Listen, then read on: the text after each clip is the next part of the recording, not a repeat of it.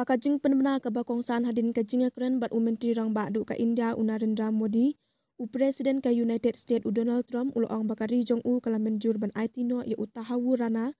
ubla syak kanok don keti halor kajing ja kam thambor bashir khai ka balajah Mumbai ha usnam ajar prasha India. Urana ude ubla syak kanok don keti ha khamat halor ka kame sala man penlong ya kate kajing thambor ka balajah ka arpendu terik unai wing udan mentah ka patok ka badan kajing pahara ka bajur bah Amerika. Bat nakaliang ke India kala persang mentala bun sedam nak bentaban penken dia no ya usha India. Ngin IT ya ubriu ubashir khe bha syak India ubriu ublasyak kanok don kti halor ka jingja syak thombor bashir khe ka balajah ka apendu terik unai wing ha Mumbai ong utram dang shen kata hak arpwe terik ukala lingkot arajar apausan kaying bisha Supreme Court ke US kala kentat ya ka jingkerpat bishar banyak biang jong utahawu rana ka baplilat pen phai no ya usha India ha ka jingyo i ya kara jong ka jing bishar bah klidu kabadang hasen bat kabay hak bat ka anjong ka US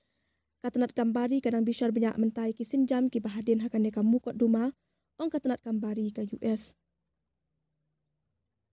Laslam ngila keshan bhai ka jing persang jong ka India ban penti kena baki nong sela halor ka jing ja syak thombor ha Mumbai kin ngat ha ka jing syak tian bishar menrap kerwa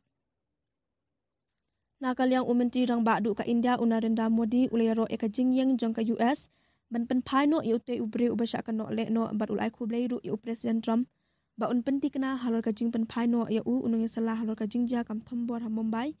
unsha pen phai no na ka benta ban pen long ya ka jing tokit bat tian bishar ya ha India ngai khublei yu Presiden Trump ubla pen state ya ka kam ong Modi